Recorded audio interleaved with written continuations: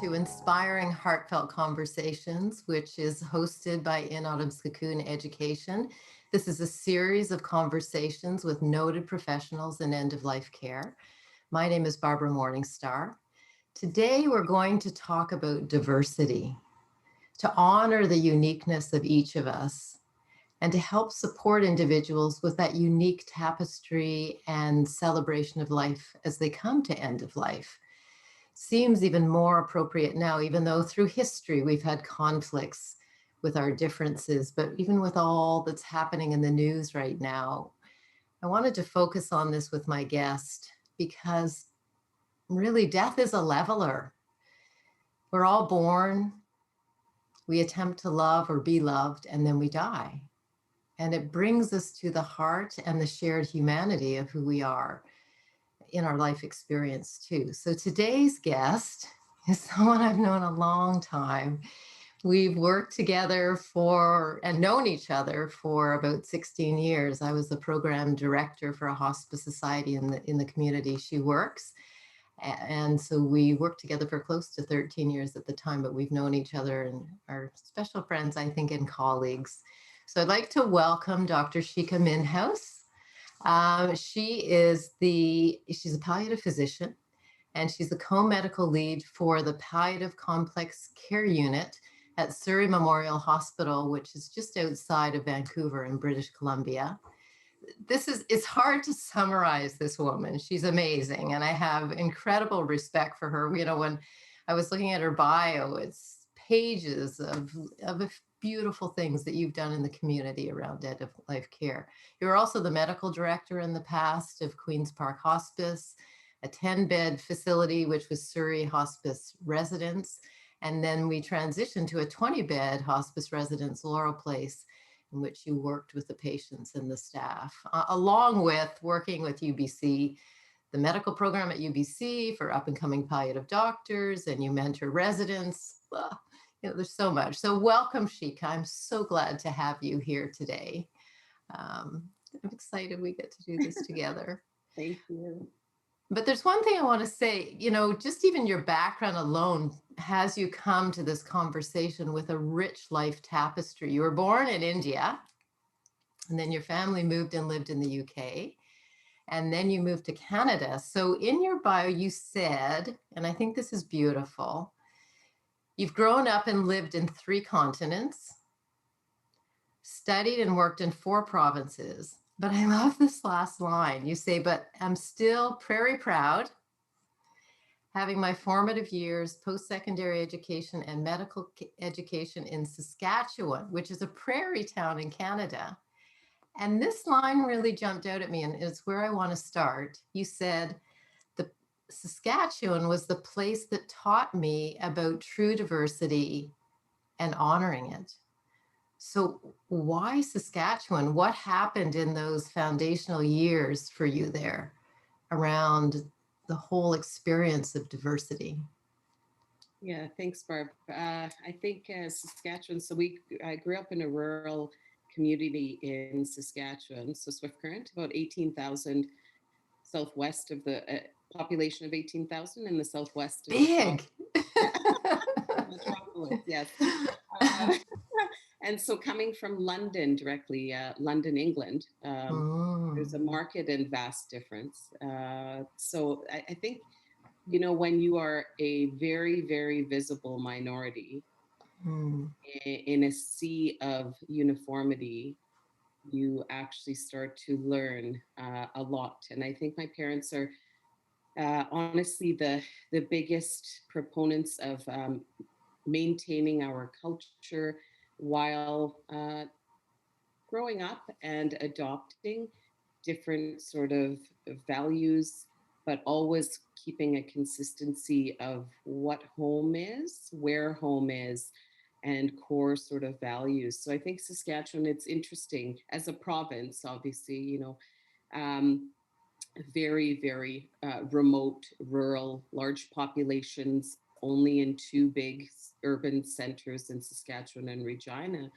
So a lot of the access to anything, access to healthcare, access to airports, are out of those 2 cities.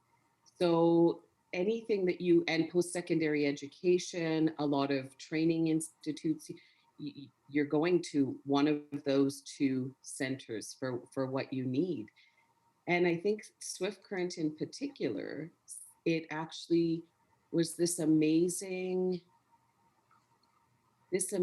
community. It had such diversity, and people lived together. They learned from each other.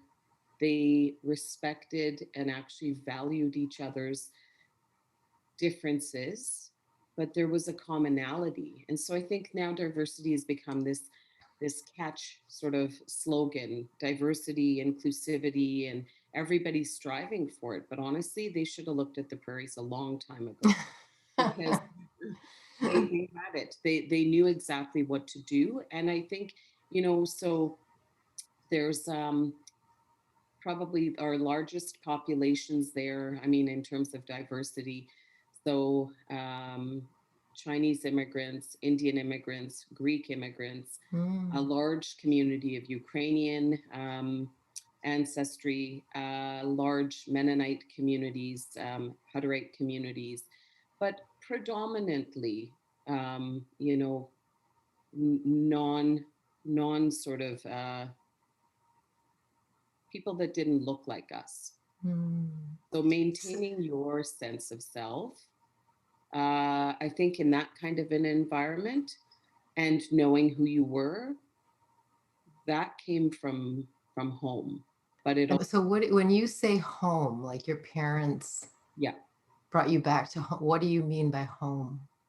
yeah. So it's the essence of who you are and what you hold true, what you value, and I think that comes from, for us, for my brother and I, came from home as in our parents, Mm. in our own home, but I think larger, like home as in my city, my community. As I branched off and traversed the rest of the country, home sure changed multiple times, for school, for Mm. residency, like the physical residence changed, but the core of home never actually changed. So that's why the core for me is always the prairies, because that's, yes, it was my formative years, yes, it was foundational, but I think the cooperation, the collaboration, the respect, and the actual acknowledgement of diversity as a positive, Mhm. diversity as something to be learned from. Mm. Those core things actually came from where we grew up. It came from, sure, the province as well. I mean, going to school in Saskatoon, larger, but still, there's larger segments of subpopulations, but nothing like an urban center like Toronto or Vancouver, where you Right. say, oh, wow, there's way more people that look like me. There's way more Mm. people that are doing different things that, and this whole, the importance of having somebody that looks like you doing things so that you may in the future know that you can do them too.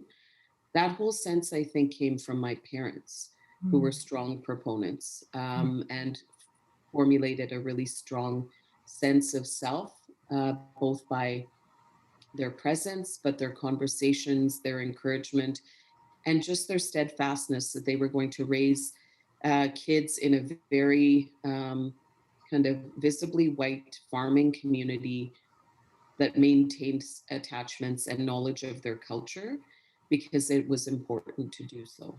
And Right. that's, I think, I think that was in many ways the simplicity of it, but I think in so many ways the complexity of it, because those are Mm. things that I think, unless you actually focus somehow to doing it, or you make an effort to doing it, they don't just occur naturally. I don't think. Okay. That's beautiful. So what a beautiful foundation and invitation to go into this, the curiosity about diversity instead of the resistance to it. It seems to be what was fostered in your life at a young age too, right? So let's just bring it to the end of life conversation. First of all, there's going to be some people here who don't yet understand what palliative care is. So for the sake Yeah. of the audience, you're a palliative care physician. Can you explain what palliative care is and your role as a physician in palliative care? You're on a, well, complex palliative care unit, one of the most diverse in culture and language, as well as very complex palliative patients. Some of the most complex palliative patients end up on your unit. So could you explain that, palliative care and your role as a physician in that capacity? Yeah, absolutely. Thank you. So, palliative care is a specialized area of medicine that focuses on managing and providing patients relief from pain and from whatever symptoms they're having as a consequence of a serious illness, Mhm. no matter of what stage or disease trajectory they're at. So I think a lot of people have equated palliative care to end of life care, which I think at the beginning perhaps was how it was actually realized. Palliative care, though, is a breadth of services and team-based care that actually can integrate quite early on in a patient's diagnosis, and it strives to actually improve quality of life for both patients and families. And there's lots of literature and a lot of studies that actually support that the early integration of palliative care when a person is getting diagnosed with maybe not just a life ending, but a life limiting Mm. disease actually makes significant difference. So I used to always say that it's whole person care Mm. Mhm. because it actually reaches in and covers all facets. It's not just the aspect of physical symptoms, but it helps to relieve suffering in all dimensions. So, yes, your physical aspects of pain and shortness of breath and nausea, but psychological, social, spiritual, all of those. And so I think it's a very holistic approach, and it is a person centered approach. So let's take that reflection to whole person care. Yeah. So diversity, culture, the way we approach life, the tapestry of that is a clear part of the celebration and exploration in palliative care and end of life care. So a couple of words, as you said, the word diversity, we're going to break. I'm always careful when words are used a bit too much in a cliche Mhm. way and want to break them down to open them up so we rediscover and get curious about them again. So culture, it's an interesting word. I mean, we often talk about culture, we think of connected to a country, sometimes the culture of a family. Um, when you say culture, especially on the unit here and in the community you're working in, what do you mean by culture? Share that I with think us. culture is for that kind of perspective is the shared set of like beliefs and values that you as a team or you as a group of healthcare providers or as far as you go out in society as you as a group of friends or you in family hold to be true. Certainly, one could generalize and say people of a certain culture may all hold similar beliefs and values about, let's say, celebrations, about significant life stages or events. But I think when you move away from that, you realize that just because you are of a culture or you exist in a certain country or society, that that's not necessary. That's actually, that is a broad generalization. So culture in terms of our team would be saying, okay, we do receive the the breadth of the most complicated patients. Our unit, out of all of the 3 units in Fraser Health, has the youngest age and most probably the most diverse uh, background of individuals. And so those bring a lot of complexity. So let's take that and go gently into it. You just in a heart way on the unit. Let's take the people onto the unit. I mean, I think it's beautiful what you've how you've sort of blown out the perspective of culture. Even when I started working in the Surrey area, I felt like I stepped into the United Nations. I don't think I'd ever been in a community with that, for me, that much diversity. And even to see, families as an example, perhaps coming from another country like India, the older family had members had a tradition, the younger ones had been brought up in this country. So even seeing the diversity in sort of a cultural perspective or experience within a family and how they were working with that, the traditions of the family roots itself, the uniqueness of each individual and the blending of the old and the new. That was really quite fascinating to observe and watch the tapestry of, even within a family, right? And the influences each brought.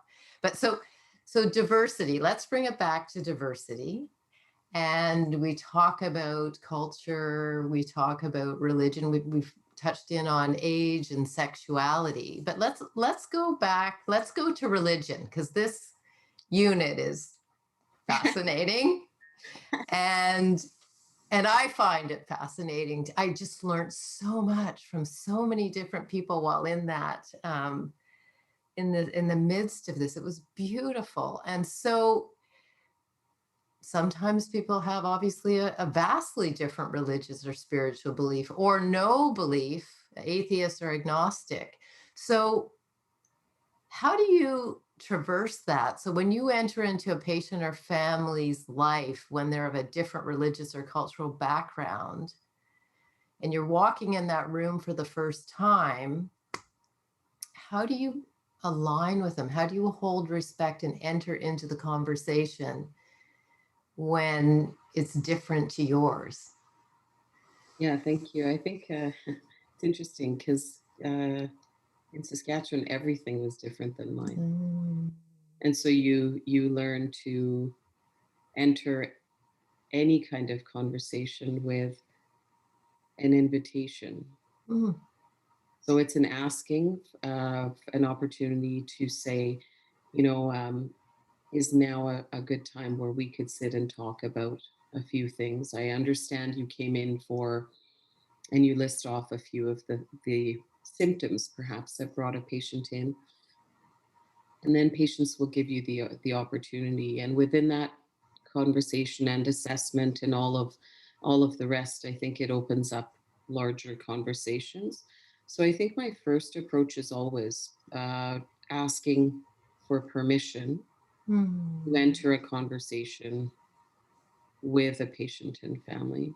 mm, I think we're in a very different sort of place because as physicians and nurses, it's almost understood that we have automatic permission.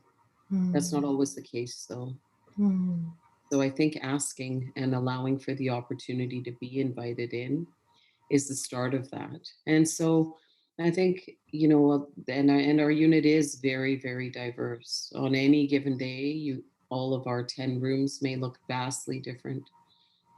And there's a lot of wealth and richness of, you know, background and culture and values that are coming from each of those patients and families. But I think you've mentioned the equalizer, and it's death, but it's also mhm, life. mhm, So I think there's a focus that brings us all together as a team.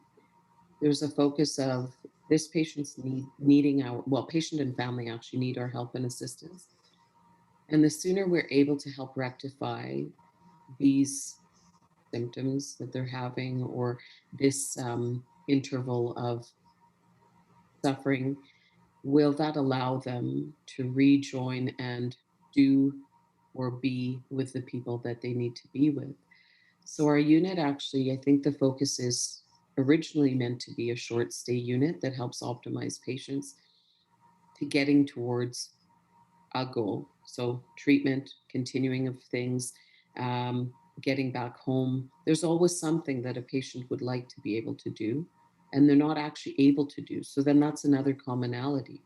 If we're able to say, what is it that you're restricted from, and why are you restricted, then it isn't actually about, oh, you're from this religion, or you're from, this is the cultural background that you come from, because those are common.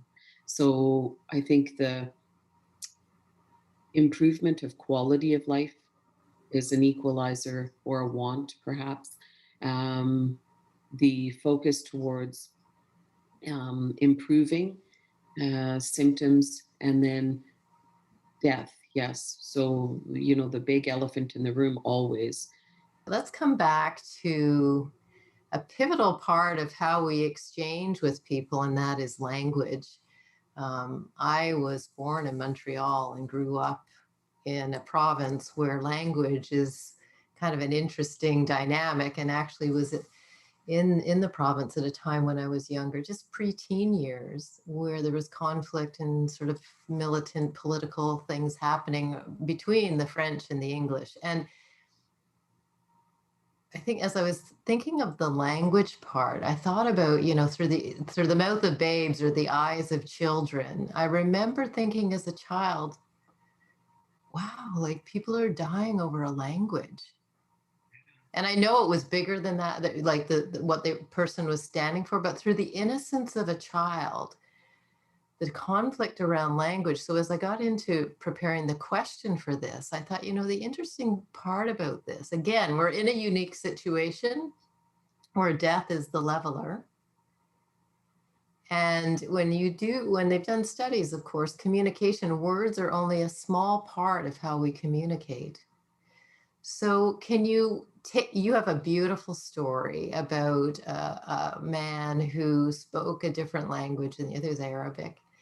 Mm. And so what happened? Like, you speak more than one language. You're quite versed in linguistics, and language can be an art in itself. Languages are fascinating. But let's say you walk into a room and there's a family in front of you, and not one family member speaks the language that you speak, and add to that a profound vulnerability because they're ill and dying.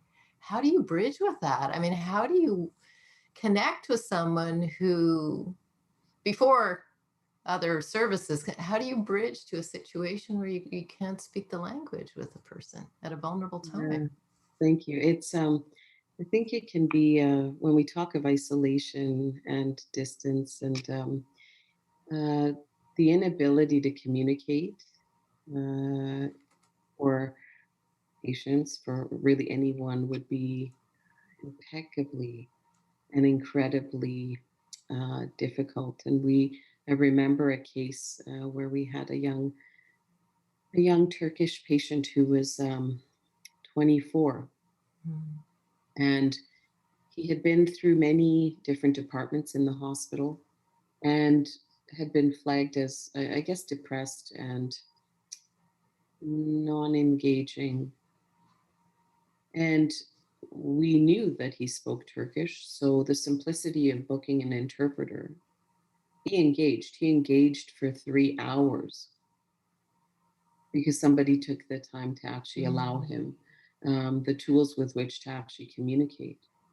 So we use interpreters all the time as a method of allowing patients the ability to communicate, maybe not as directly with us, but certainly for languages that none of us or our staff speak, and allow the family the ability to just be family.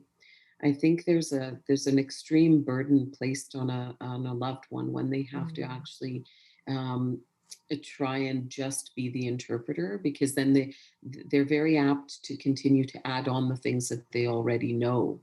And so Well, I and think, can I also just say, I've also seen, together seen young children in the family who yeah, are the only ones that can speak the language, and they've never had a death before, and bless their hearts, but the adults are putting the weight of the child to be the yeah, interpreter. So and we, speaking to that concern on both levels, the adults putting their own in, and the weight on children, the yeah. importance of interpreters that are neutral parties in And I this. think, well, and neutral, and I think an avenue for just the patient's voice. Mm. And then it allows everybody else to have their own voice.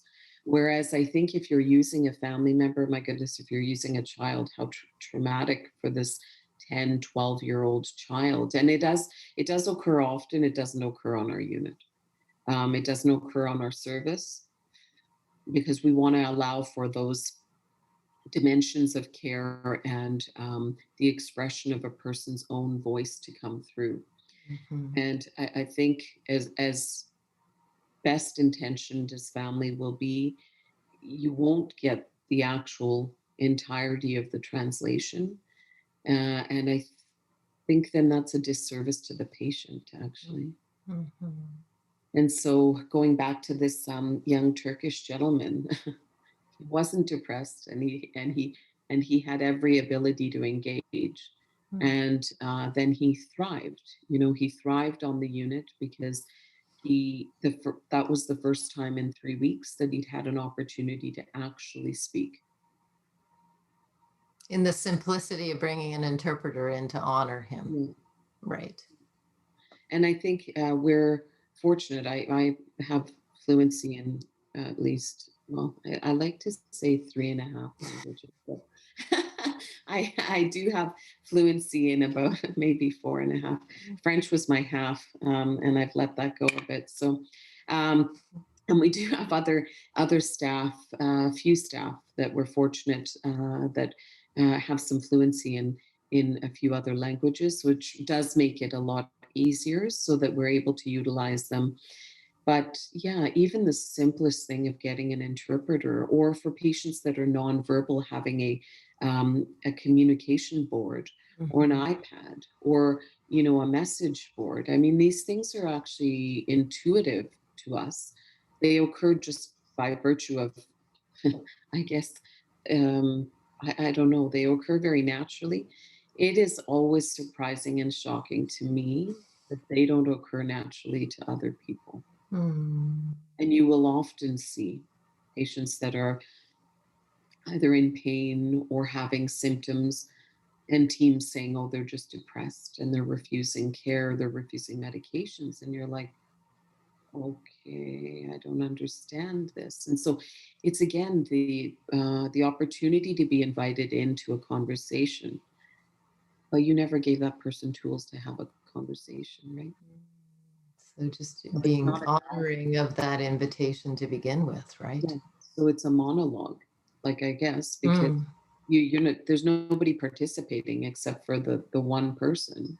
Mhm. So then I don't think it's a fair evaluation. So Mhm. yeah, our unit actually, and it is interesting. In one day, I remember we had five interpret five Wow. different language interpreters. So we went from room to room, and I thought, I'm pretty sure nowhere else would you ever, other than the United Nations, would you see something like this. Well, that's what I mean. Fascinating place to work. Yeah, and I it's mean, amazing. I think, when you allow, there's a difference between allowing somebody their voice and giving somebody their voice, but you need to give them the tools with which to do both of those things. mhm. Yeah. It's beautiful. And the richness and opening up to a different perspective and life experience. I became so much richer in my tapestry and as a human being by being engaging with all of this and learning.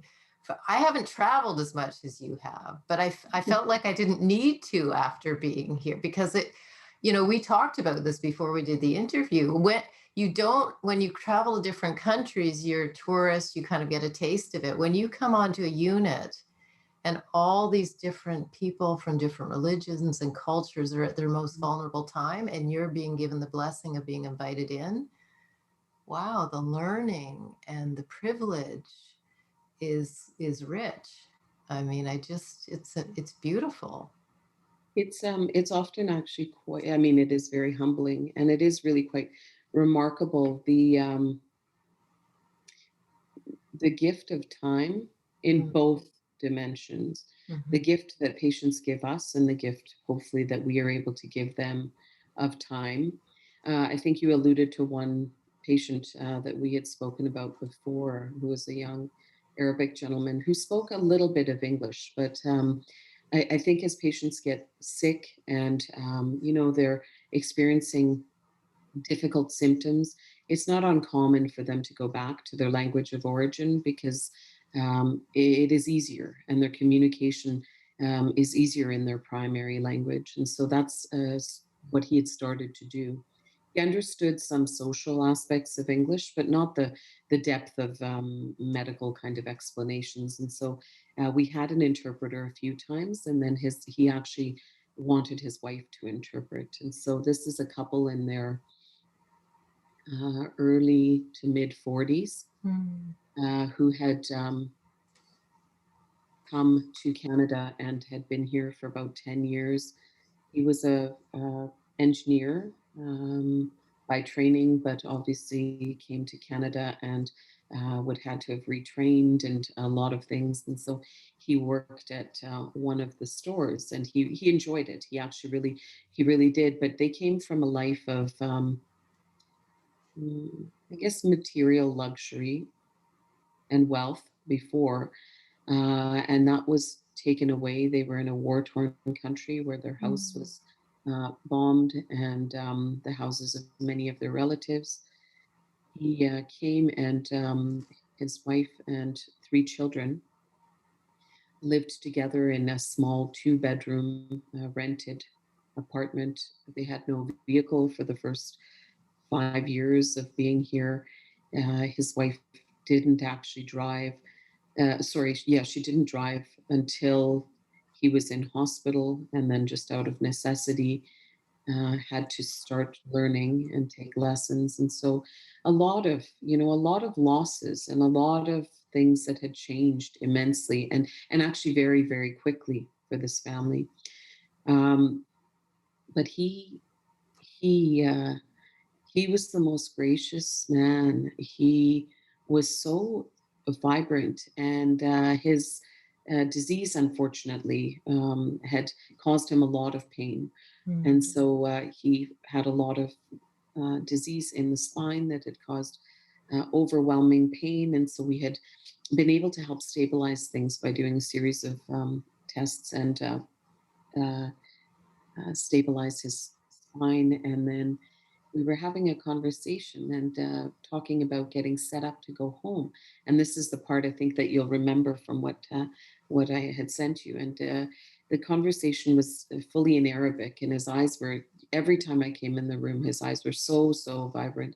And his wife said, "Oh, he's been waiting for you. He wants to talk to you." And I thought, okay, this is like every day. So I pull up a chair, and we sat together, and I started on the conversation about home because that's the next step.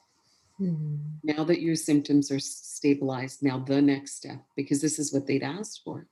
And then he looked at his wife, and then he looked at me, and he said, um, ever since I came, I've had this pain that I never thought I would have. I've had pain that is so undescribable, even after everything I've been through. You and your team helped me. You stabilized me. You allowed me time with my family. And he said something really, poignant. He said, "My wife and I have been together. We've had each other for almost 30 years. But this next phase of time, I will give to you." And I thought, "Oh, why is he giving what? We're talking about home, and he's telling Mm. me he's going to give me this time." And I thought, gosh. And then I understood, I think, so I understood what he was going to say before he said it. And he said, "I don't want to leave the security and the safety Mm. of your unit and you if it actually displaces me from this level of stability and peace." He said, Mm. "As much as I love my wife, I would give you all my time if it Mm. meant for me to be," and something to that effect. And so his wife, obviously, tears are streaming down her face, and his eyes are moist. And before he fully said that, I think I responded in English with something very appropriate. And so they both looked at me and said, "Oh, you understand Arabic?" I said, "No, I don't, but I understood you." I Mm. think the essence, and you've alluded to it, Barb, the essence of language isn't just verbal. Mhm.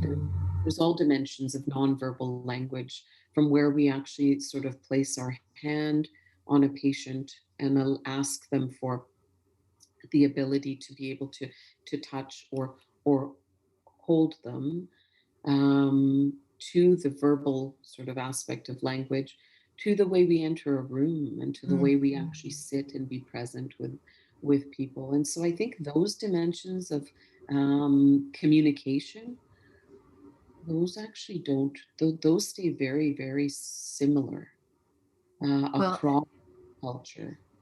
Well, and that's what I mean about the transcendence beyond the language. We're both celebrating this together. I mean, in the hospice, I made up these little spa baskets with bows on them, and they had creams in them and towels. And the volunteers would go, and the volunteers from all different backgrounds, many of them can speak different languages, as did my counseling staff. But some of the most stunning moments would be they go in with a little spa basket in the room, and here was a person from a completely different background, couldn't speak the language, and they make a motion, would you like me to massage your hands or your feet? And they're like, they couldn't believe they'd do it. And then they would pamper them with this beautiful, not a therapeutic, just a loving touch of a foot massage, and they became instant friends, and like you know, like touching their faces and their hands and their feet, and then they'd fall asleep, and then they'd fall in love with each other, you know, Yeah. beyond the language barrier, because the heart to heart connection through touch and just the simplicity of soothing, it was beautiful, which is what happened with your lovely Arabic man in Yeah. that moment. And I just, the part I want to highlight, you know, if you take the time to be present on that deeper, heartfelt human level, magic can happen. And that's the essence of it, a time. Time seems to be fleeting often for a variety of reasons, both for our patients and sometimes for us. So it does require us to be present. It requires us to be mindful, and it requires us to put aside whatever. mm, I don't know if fears is the right word, but our own Mm-hmm. apprehensions, and just step in. Having difficult conversations is a way of life for anybody in palliative medicine. Doing the difficult conversations, and that's a whole topic, and there's a Mm-hmm. lot of publications about that. But I think it's also knowing that we're stepping in with perhaps an idea Mm-hmm. or a so-called understanding of a person after having read a whole bunch of information. Mm-hmm.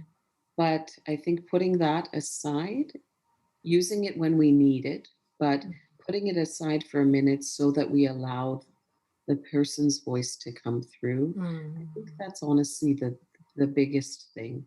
It does require us to be able to sit and to listen. You can't it's not the kind of medicine that you do in 5 minutes. Mm-hmm. Not the kind of medicine that you stand at the edge of or at the entry point to the door. You have to come in. You're not going to Mm-hmm. get anywhere from all the way back there, right? So Mm-hmm. it's also very rewarding that you can turn people's experiences and remaining days or months or years around by intervening with a lot of these basic tools. And so you see people change, you see families just de escalate. Well, and let's just talk about ritual and the body too, because, Mm, you know, if you're in a hospice facility here, you have the gift of a private room sometimes, you know.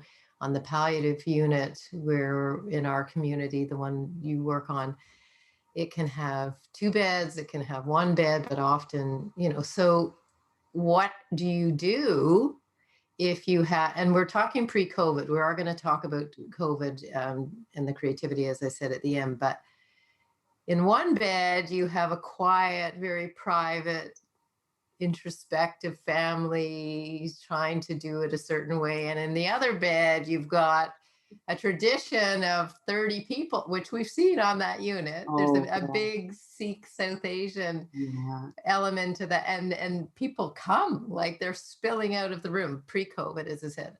But Yeah. so what do you do with it? You know, you've got different grieving styles. Some will Mm. be quiet and interesting, others will what we call keen, where they've got to be loud, or Yeah. prayers or chant.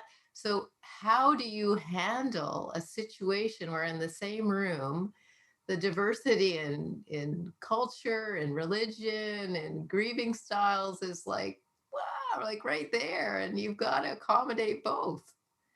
It is, yeah, that's a great question. We often will try and kind of reallocate families that are larger or need more family members to be present to one of our private rooms, but I that doesn't always work. I think I remember this blending of this beautiful Buddhist family who was very quiet and Mm. soft, sort of chants and hymns and prayers going on. And then there was a large Indo-Canadian Sikh family that had their hymns on as well. But just by virtue of the number of individuals coming, there was a lot of busyness. And so it's a stark contrast because, you know, you just have a curtain Mm. in between. So there's there's really no, you know, it's not a wall. There's no sound barrier. And so we'd actually said, you know, we had put on some requests from the families to saying, okay, if you do require a lot of these family members to see your, you know, their loved ones, could we at least have the respect of having a minimum of, you know, 3 to 4 people at the bedside, and then you can rotate out for both families, because they actually did have um, a lot of people coming from out of town and a lot of people wanting to just be present. So it's interesting, though, the period of getting there, though, wasn't so smooth because slowly the hymns on both sides started escalating Oh, in volume just silently. And we thought, oh oh, no, no, no, what is happening? So we oh, said, you know what? I think what is your oh. best interval of time, you know, for the patient? Okay, this is the interval where you'll have a lot of your family members and your hymns can be louder. And what is, you know, where's your peak interval of feeling well? And so we sort of did it that way. But it did, it was some interesting struggles to getting there. But it's sort of almost having to police people in a way, but coming up with some ability to saying, okay, look, we will try. We're at this point, you're sharing the same space. You're going through a different but a similar experience as families. And then when we use that language in the conversation, then it shifted. And those families then started um, meeting one another in the patient lounge. They then became protective of each other. They were actually looking out for one another. See, Their there's the family, unity, right? yeah. I mean, So yeah. automatically, when we said, wait a minute, look, you guys are going through the same thing. I mean, your chosen way of actually structuring your rooms is very similar. But until we pointed out the similarities, they were Mm, still focused on the differences. see, that's a And transcended moment right there. It's yeah, and beautiful.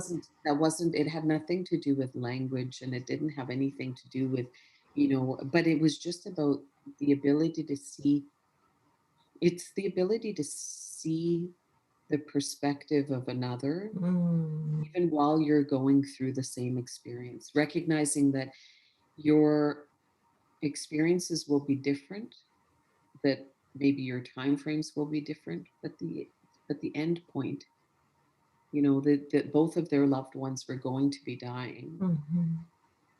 and how could they then actually help one another? And so when they took that to be part of it, and that wasn't actually, that's not immediately what we were communicating through any of our conversations, but actually that's what they then took, and it became, then yeah, they were sharing, well, okay, again, they were sharing food, and there were offerings among each other, right? And I think it was just, the There's the magic and they prayed because the for hearts then bridge, right? I mean, it's the just, hearts, but also recognizing that, you know, regardless of whatever religious or cultural or background you're from, that there are some vast similarities, right? mhm. You're hoping for peace, you're hoping for relief of suffering. Like, it's all palliative care, like this Mhm. essence of religion, the core things that they're doing is all the tenets that we're doing in palliative care. So then they started to, when they would do a Buddhist sort of hymn and a prayer, they would include the neighbor. Right. or they would ask one of the Mm. family, because one of the family members were just sort of standing at the end of the bed, and they welcomed them in. And so they all silently prayed together. And Mhm. similarly, on the other side of the curtain, then when they were doing the Sikh hymns and the early morning prayer, the family from the Buddhist patient, and then they actually just threw the curtain aside so that the patients could actually participate in each Oh, other's. that's So I nice. think, out of something that could have actually been, could have actually turned into a very sticky situation, we were able to help shift and move people towards,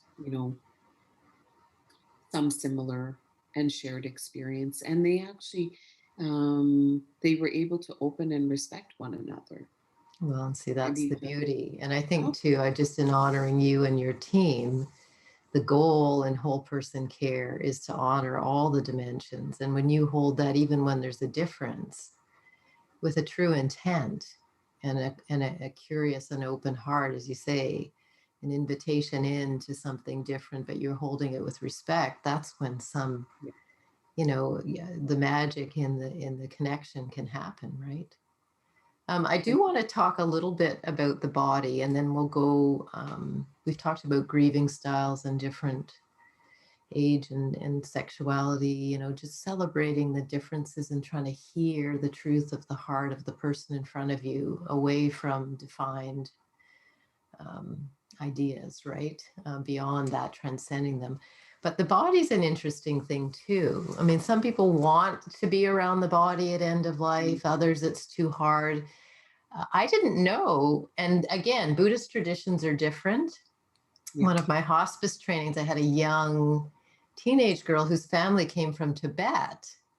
And they were one of the first families to actually immigrate and become residents in Canada. And she started telling us about the Buddhist monks, and one family member, after they died, they did a ritual called sky burial, which, whoa. So after the person died, they actually cut the body. Like, this is going to be terrifying for some people. I said they cut the body up into pieces, put it in a basket, and the monks would take it up into the mountains. And I'm hoping I'm honoring this properly, but they would take it up and then lay it out for the birds to come.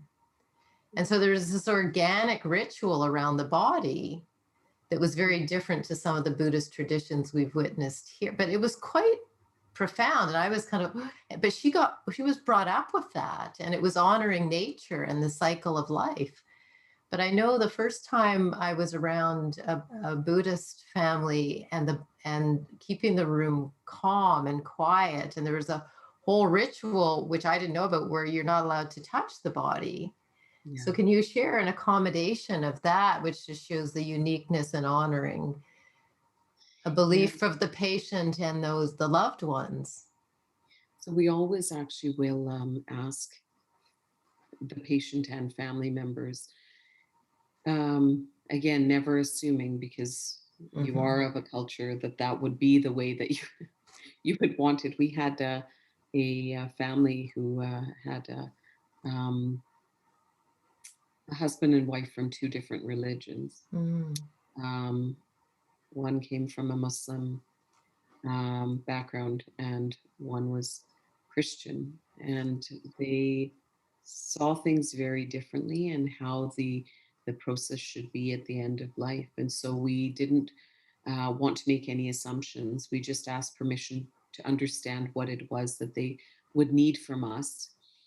If that were to occur on our unit, the patient wasn't expected to die, was in for a series of things and was expected to go home. But within that, where there's a series of questions that we ask, so that we don't have to ask them in an emergent sort of situation.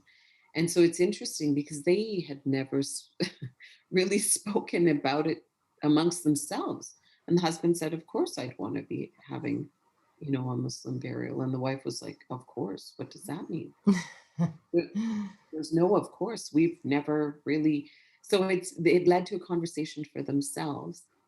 The Buddhist one is interesting, because we actually we've had several Buddhist families that have been up on the unit, and several have been okay with the touching and the um, like actual physical care of the patient and the body, as the patient moves closer to death, because otherwise we're like, how do we manage our hospital, Mhm. expectations of turning, shifting, moving.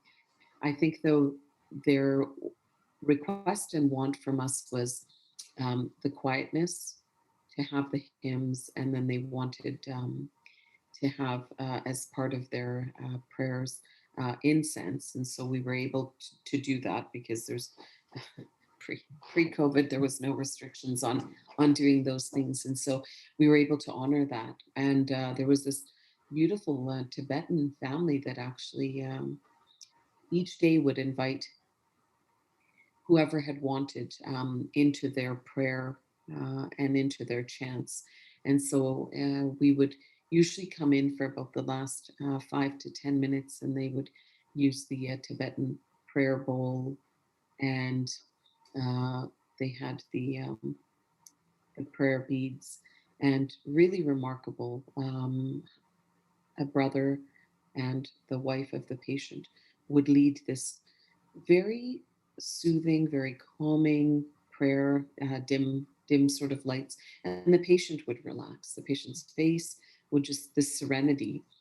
And honestly, I think that was so therapeutic for our team members that were present, because they came out of the room with Mhm. this just a blessing of some sort, that they felt lighter, and they felt, I think when you're in the presence of something bigger than yourself, you feel this sense of relief. Mhm. Similarly, being invited in, there was a young 28-year-old gentleman with a primary brain tumor, and his family couldn't all be present physically in the room with him. So his wife had the curtains sort of drawn, and the lighting very dimmed, and her head was bowed. Our patient was laying flat in bed, well, a little bit elevated. She was sitting at the bedside, and her hands were bowed.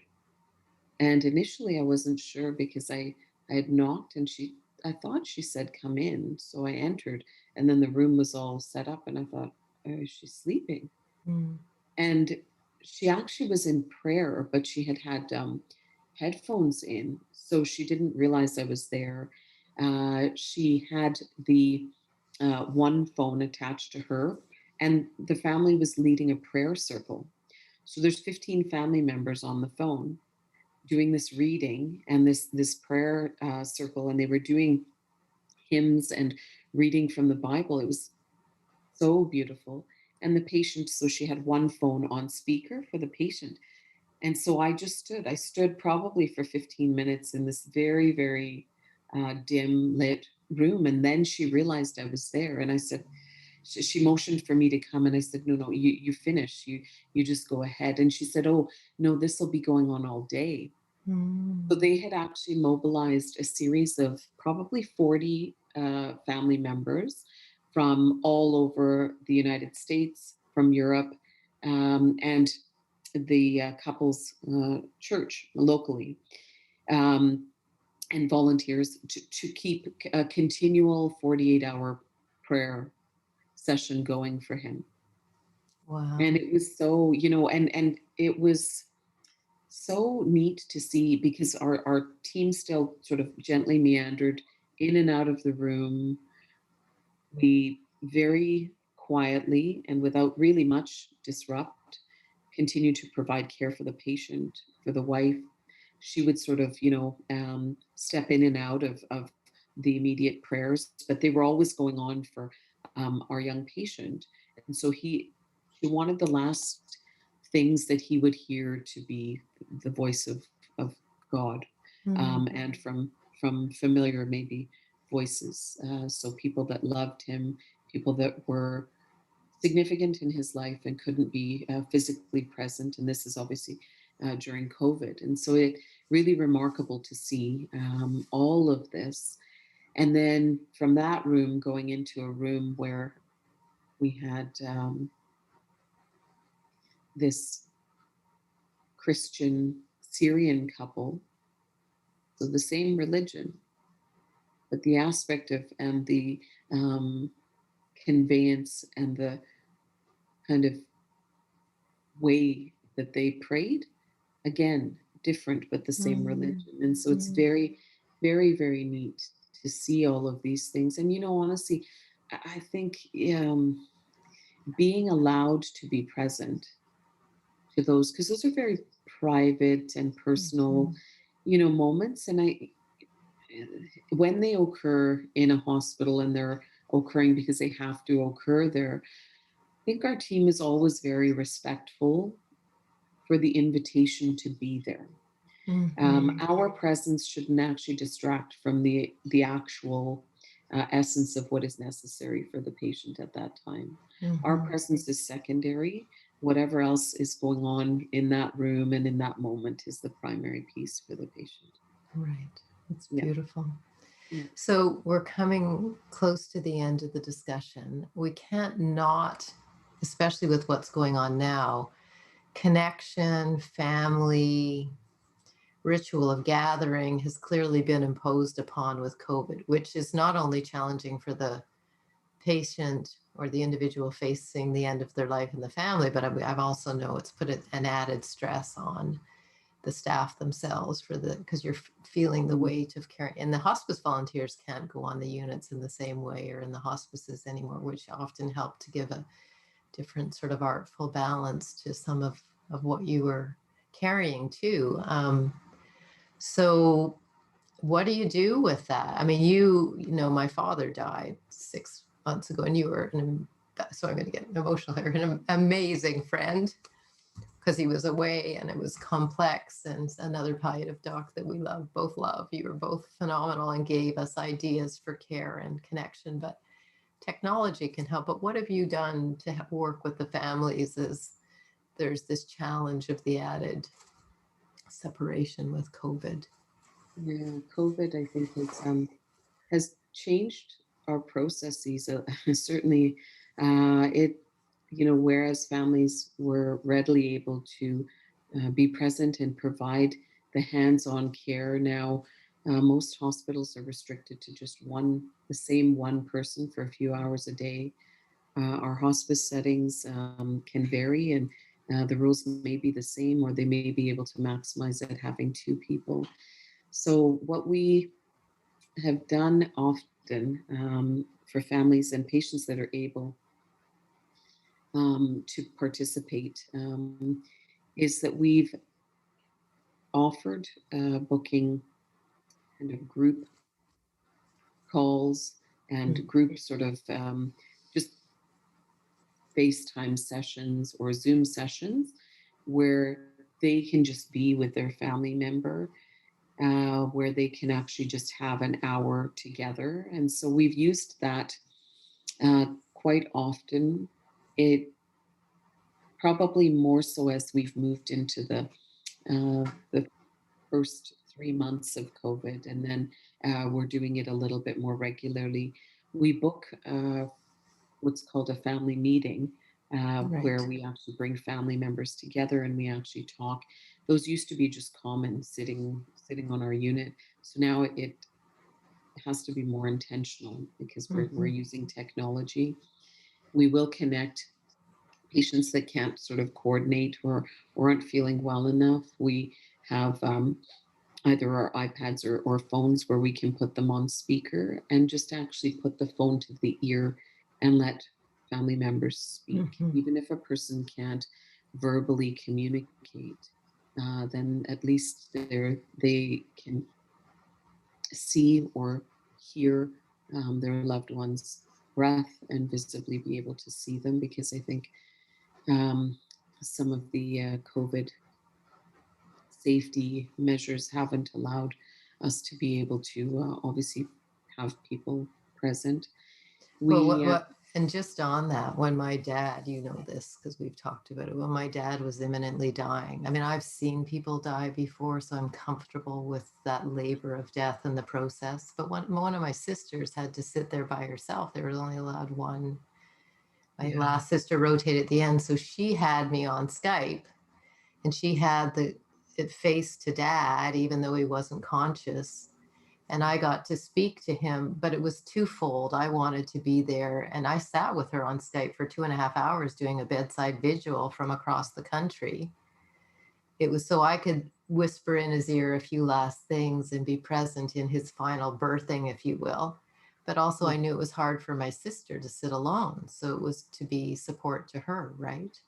Yeah. So And we, technology is harder, but it can also be intimate too if you allow it to be used in a different way, I guess. I don't know.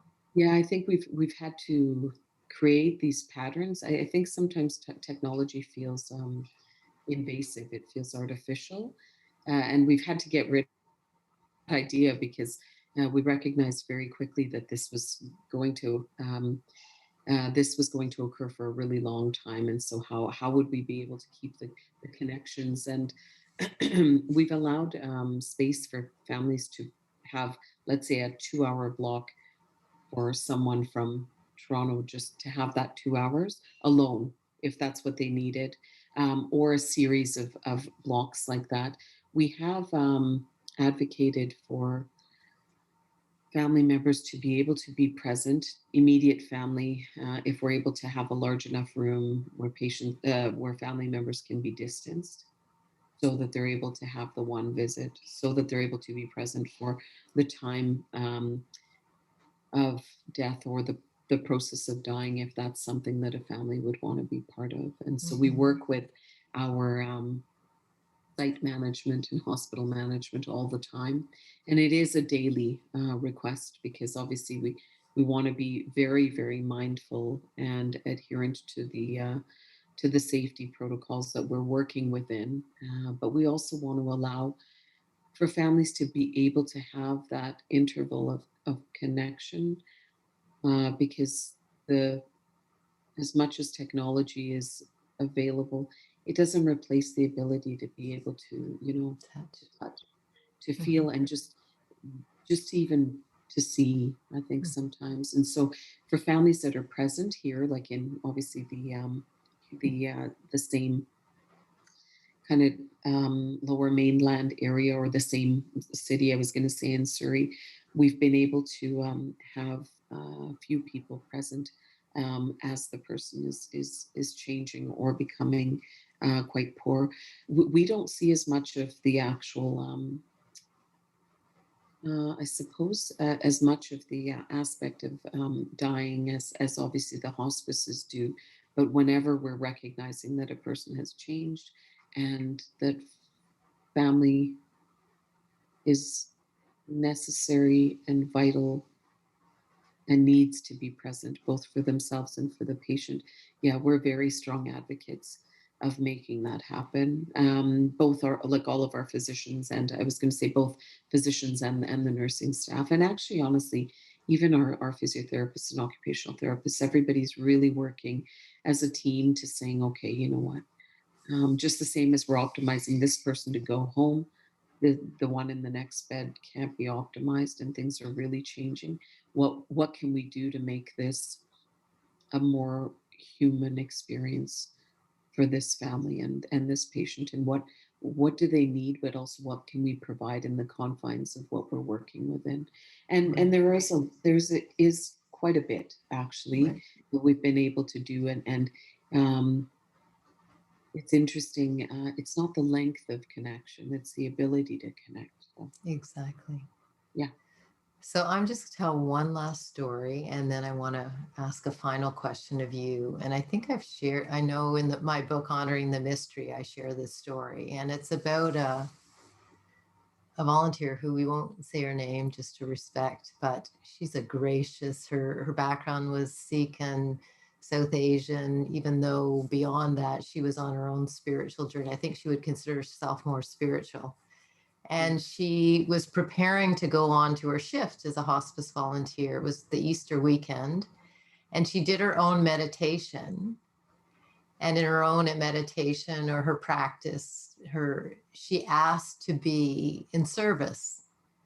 She asked a higher power to be in service to others with her heart. And it was a beautiful, and just said, you kind of like, use me as you will. Those aren't her words, but in service to others. And she got on the unit and she's going from room to room. And then one of the nurses runs up to her and says, can you come and help me with something? And she said, well, what? And she said, well, a family needs someone to come and give a prayer. The spiritual care coordinator's not, can't come in. They're busy.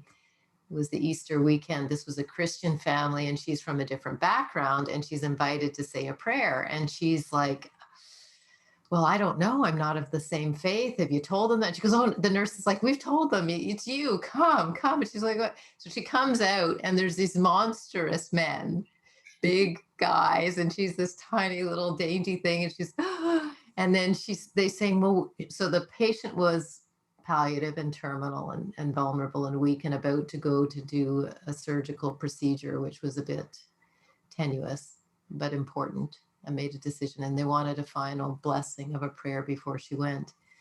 So she went in to the room and they honored her despite the difference in religion. And she just spoke from her heart to give a blessing to this woman's journey, her life, and the procedure. And she said, after, you could have dropped a pin in the room, and then they all hugged and they left. And she said it was one of the most profound moments she'd had as a volunteer because it transcended the differences of culture and religion. And it's when I hear all that's going on out there, and we all have it, we all have our fears and differences, and no one's immune to having to learn to step back when there's a fear, to open and be curious. But I just want to take people by the hand and say, come on to the unit or into a hospice and and be a part of these transcendent moments that are breathtaking when hearts to heart and humanity come together, because death levels that, right? So as a palliative physician who I love and respect deeply, how has you, to finish with a final reflection, and as I said, I want to respect how beautifully you hold the uniqueness and the diversity and culture, religion, and tapestry, sexuality, whatever you want to call it on that unit. It's beautiful.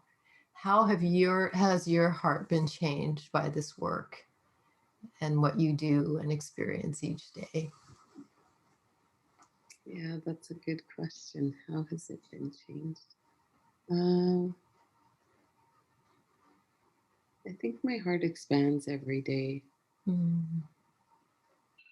It actually, I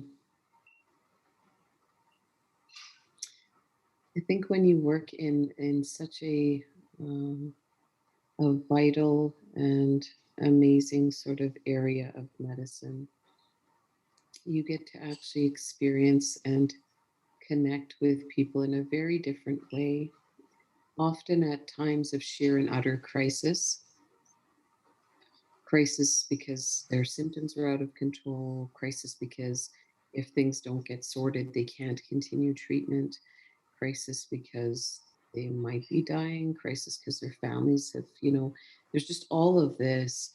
And to be able to be present and walk with people in their grief, to purposely be present and choose that's a very different it's a very different aspect of of care, and not one that I think most people would willingly choose. There's a great fear, but death has never been an aspect of fear. It's just another part of life for myself, and I think for most of us that are working in palliative care. I always used to say that the patients and families that I've seen over the years, and I've been doing palliative care since 2004. So I'd always look at patients and families and try and remember and reflect and to try and honor each person while they're present, but even after, and try and remember all of the lives that these hands have touched. Mm. Yeah, so that's something that I think I well, I continue to say. And so it's similar perhaps to the prayer that, or the internal sort of mantra that that volunteer has had. Whatever you need me for, whenever you need me for, I hope I'm actually present. Mm. So it's just simple. It starts the day, and it actually pervades. It's not just for work. It's for wherever I am, in my work life, in my personal life, in my family life. But I think it's something that is simple, but I think if we look at it in its big context, it's quite large because it's all encompassing. Yeah, so I think this work, it does expand your heart. It actually allows you to see dimensions of um, human life and suffering, but connectedness and diversity as positive aspects and necessary aspects of how we move through society, and that yes, death is an equalizer. The only guarantee we have after we are born is that at some point we will die. And so we hope that those that are needing us in their journey of reduced suffering get access to us, that they meet us at a time that it's helpful and beneficial for them and their families, and that we're able to provide some sense of goodness for them. So yeah, that's kind of the